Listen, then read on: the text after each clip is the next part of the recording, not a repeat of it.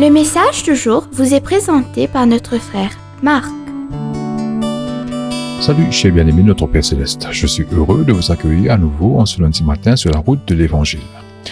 Le message d'aujourd'hui est « Que signifie être en Christ ?» Bien-aimés, l'expression « être en Christ » apparaît plus de 150 fois dans le Nouveau Testament. Et, nous éclaire, c'est ce que signifie vivre dans le royaume.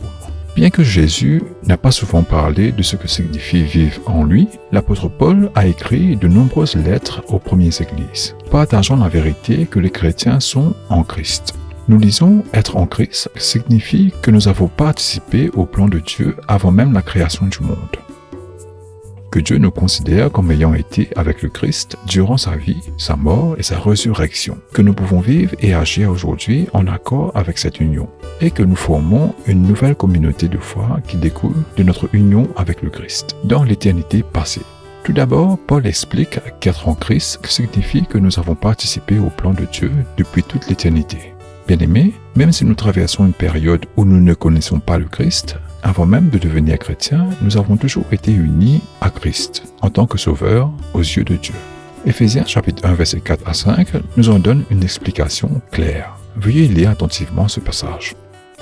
En lui, il nous a choisis avant la fondation du monde pour que nous soyons saints et irréprochables devant lui dans l'amour, nous ayant prédestinés à être adoptés comme ses enfants par Jésus-Christ, selon le dessein bienveillant de sa volonté.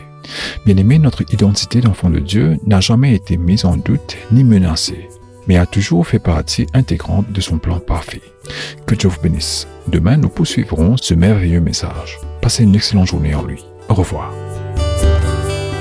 Si toi aussi tu crois que la parole de Dieu est une bénédiction, partage-la et sois une source de bénédiction pour les autres toi aussi.